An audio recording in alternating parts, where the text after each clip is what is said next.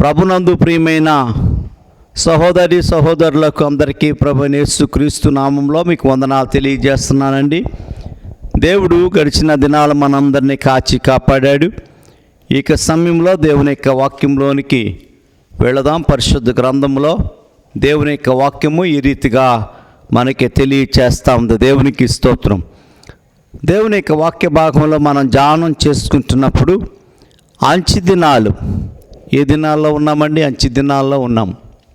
అందుకే అపోస్తులైన పౌలు అంటారు ఎఫెసీ పత్రికలో 5వ అధ్యాయం 15వ వచనం అంటాడు అక్కడ వాక్య భాగంలో, దినములు చెడ్డవి కనుక సమయం పోనివ్వక సద్వినియోగం చేసుకొనుచు అజ్ఞానుల వలె కాక జ్ఞానుల వలె నడుచుకోమన్నాడు.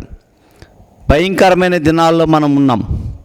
ఈ అంచె దినాల్లో దేవుని యొక్క లేఖనాల్లో మనం ధ్యానం చేసుకుంటున్నప్పుడు అక్కడ వాక్యం మనకు కనబడతా ఉంది. ఆమోసు గ్రంథము 8వ అధ్యాయం 10వ వచనంలో ఈ రీతిగా దేవుని యొక్క వాక్యం మనకి తెలియజేస్తూ ఉంది. అంచె దినమున ఘోరమైన శ్రమ దినముగా ఉండును. ఘోరమైన శ్రమ దినముగా ఉంటుంది అంటున్నాడు ఆమోసు. ఈ యొక్క వచనంలో మనం చూస్తున్నట్లయితే భయంకరమైన దినాలు, పుత్ర శోకమట.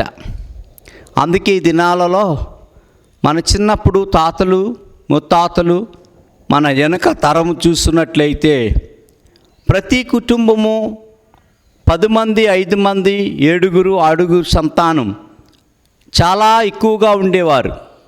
ఇప్పుడు బిడ్డలను కనాలంటే పుట్టించాలంటే పుత్రశోకముతో చాలామంది వేదన చెందుతున్నారు.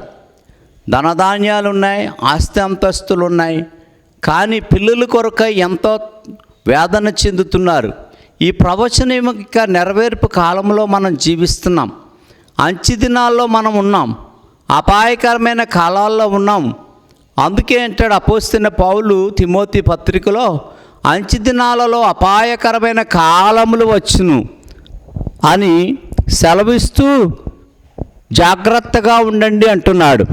ఈ అంచె దినాల యొక్క ఆవశ్యకత ఎంతైనా మానవుని యొక్క జీవితంలో, మనుగడ జీవితంలో ప్రభావితముగానే ప్రస్తుతము భూమి మీద ఉంది.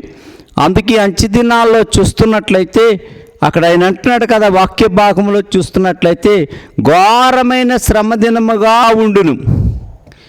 మహాశ్రమ, ఘోరంగా, ఎక్కడ చూసినా నెమ్మది లేదు, బాధలు, కష్టాలు, ఇబ్బందులు, వేదనలు.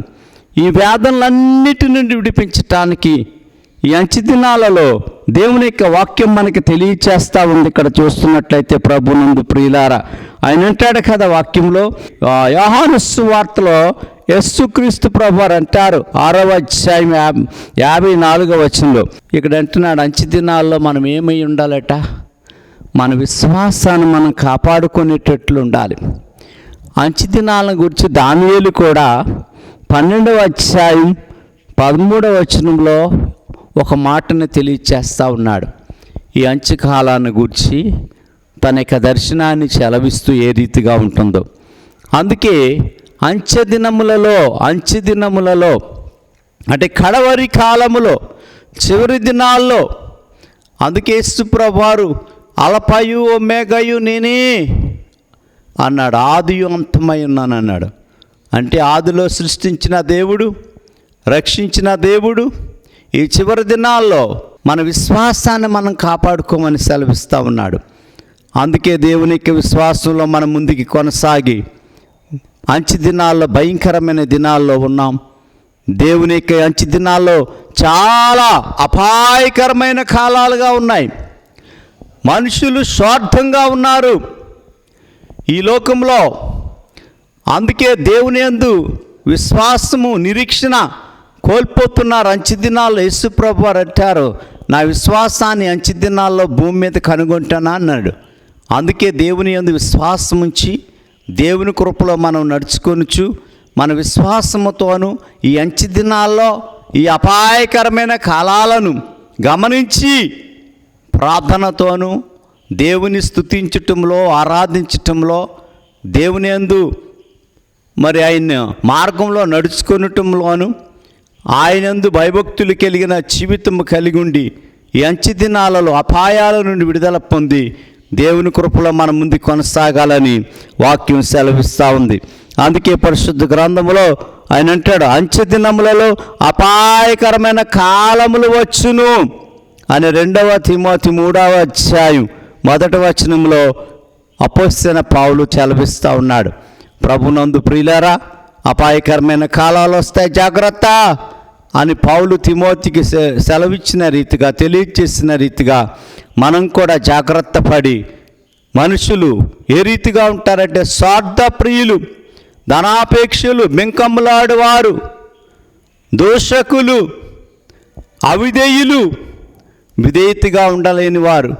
మనం దేవునికి, పరిశుద్ధాత్మకు, వాక్యానికి విధేయులుగా ఉంటూ దేవుని కృపలో నడుచుకుంటున్నామా? ఈ కడవరి దినాల్లో దేవునికి అవిధేయులం కాకుండా ఈ వాక్యం చేత మన జీవితాలను సరిచేసుకొనుచు దేవుని కృపలో నడుచుకుందాం. దేవుడి యొక్క మాటలు దీవించునుగాక. ఆమేన్.